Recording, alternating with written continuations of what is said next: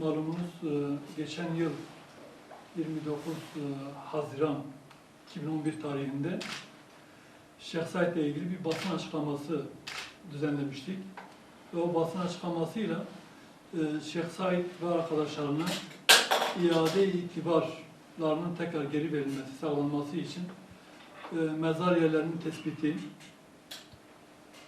için bir imza kampanyası başlatmıştı.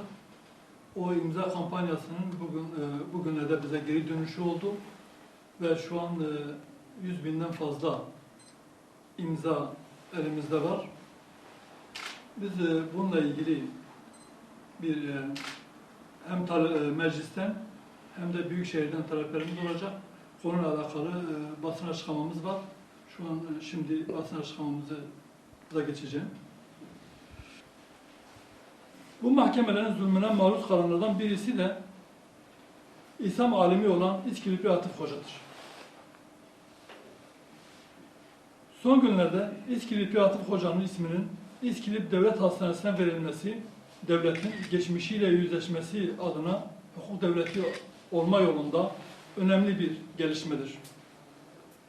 İsim değişikliği töreninde Sağlık Bakanlığı'nın üst düzeyde temsil edilmesi de iade itibar olarak yorumlanmıştır. Bu nedenle bölgemizde halkın saygı duyduğu ve sevdiği Şeyh Said ve arkadaşlarının mezar yerleri halen gizlenmektedir. Derneğimiz tarafından Şeyh Said ve dava arkadaşlarının mezar yerlerinin ortaya çıkarılarak itibarlarının iade edilmesi ve istiklal mahkemelerine ait Türkiye Büyük Millet Meclisi arşivlerinin açılması için imza kampanyası başlatılmıştı. Bu amaçla 110.000 imza toplanmıştır. Topladığımız bu imzaları ve taleplerimizi Türkiye Büyük Millet Meclisi Başkanlığı'na göndereceğiz. Meclisten talebimiz istiklal mahkemelerine ait arşivlerin açılması, halk nezdinde saygınlığı olan Şeyh Said ve arkadaşlarının mezar yerlerinin ortaya çıkarılması, saygınlıkların iadesinin sağlanmasıdır. Bu taleplerin karşılanması toplumsal barışa hizmet edecektir. Topladığımız bu imzaları aynı zamanda Diyarbakır Büyükşehir Belediyesi'ne de vereceğiz. Dönemin belediyesi tarafından defin işlemlerinin yapıldığı bilinmektedir.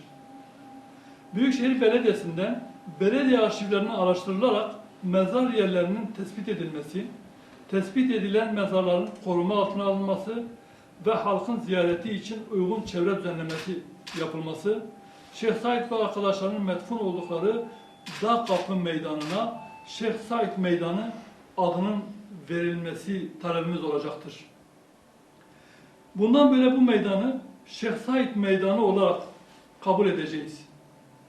Halkımızın da bu alanı Şeyh Said Meydanı olarak benimseyeceğinden ve gündelik yaşamda bu adı kullanılacağından şüphemiz yoktur.